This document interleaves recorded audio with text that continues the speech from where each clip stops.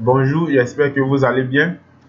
Cette deuxième partie consiste à vous montrer comment naviguer et manipuler la vue 3D.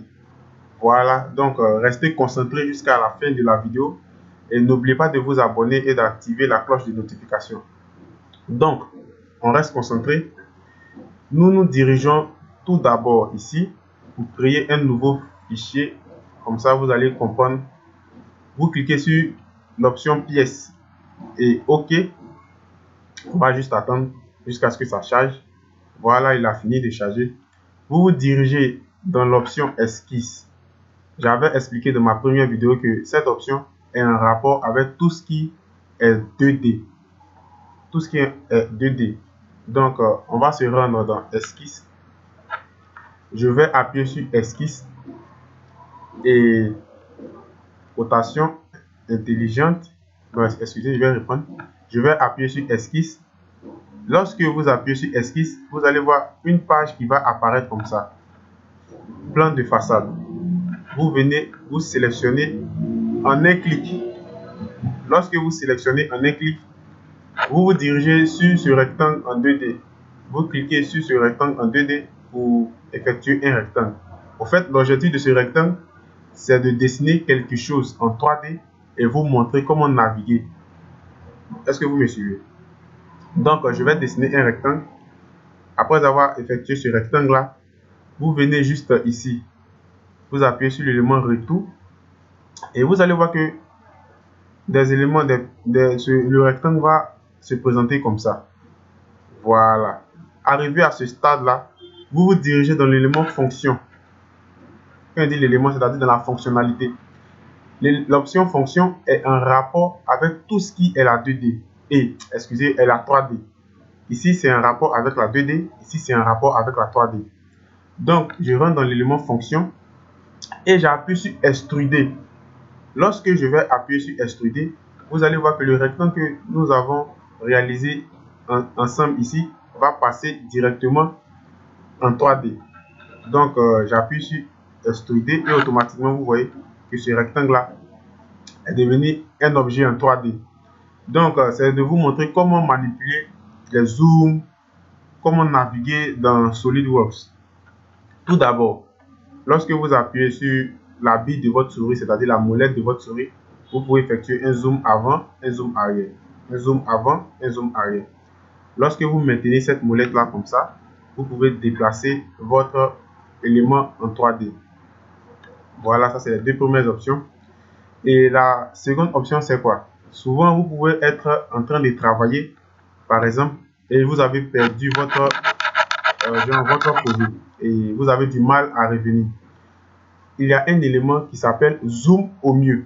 Zoom au mieux va vous faire revenir votre élément en 3D au point d'origine.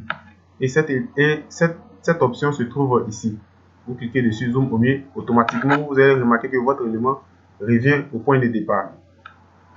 Donc, c'est lui qui est responsable de faire cela. Je reprends encore, l'élément a disparu. Si je veux le ramener au point d'origine, j'appuie sur zoom au mieux, automatiquement il revient.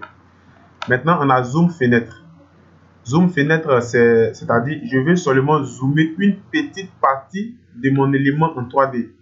Je sélectionne zoom fenêtre, je viens juste ici et je sélectionne cette petite partie-là et automatiquement, c'est seulement cette petite partie qui va zoomer parce que c'est cette petite partie que j'ai sélectionnée.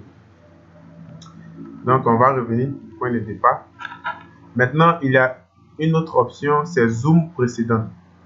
Et puis, si vous remarquez bien, il y a des raccourcis clavier qui sont indiqués. CTRL SHIFT plus Z. Zoom précédent.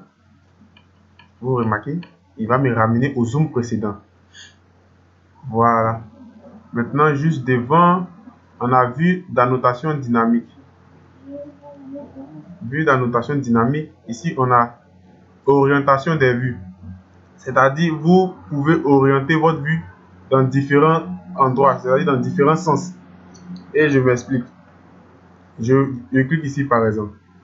Vous pouvez orienter votre vue à droite, à gauche, au-dessus, en face. Bon, je vais vous expliquer. On va prendre à droite. Vous voyez, votre élément en 3D va bouger à droite. Je vais prendre à gauche. Votre élément 3D va bouger à gauche. Je vais prendre au-dessus.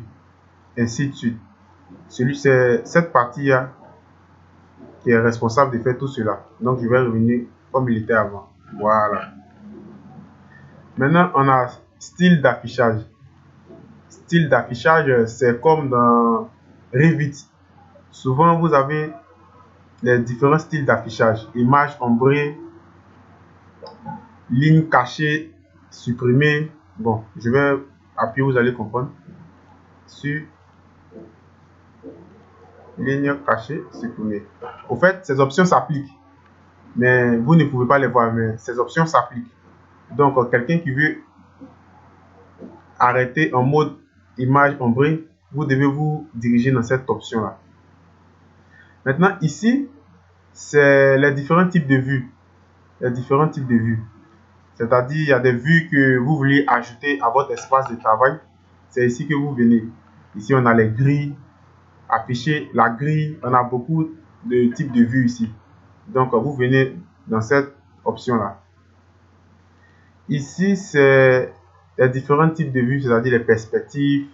C'est des trucs qui ne sont pas nouveaux pour vous. Qui se trouvent vraiment dans d'autres logiciels de conception 3D, dans Revit, dans Archicad, dans beaucoup de logiciels de conception 3D. Et il y a une autre manière aussi pour accéder à cette fenêtre. Vous pouvez faire clic droit de votre souris et vous allez remarquer juste en bas ici que on peut retrouver ces éléments ici.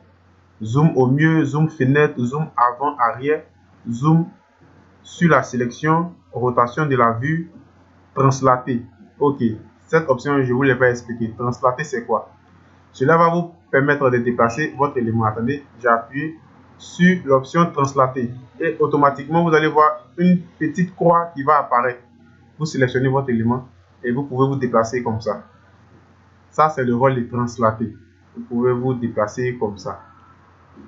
Donc, je vais revenir à notre truc. Donc, translater, tourner autour du sol de la scène, orienter la vue. Orienter la vue, c'est ce que je vous ai expliqué ici.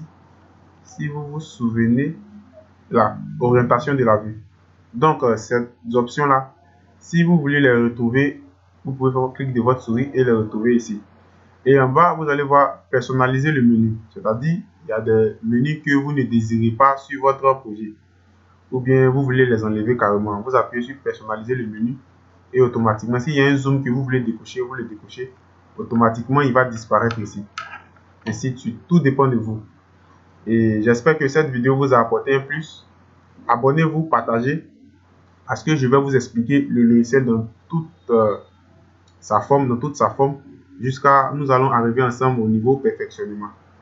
Que Dieu vous protège et à la prochaine pour une autre vidéo.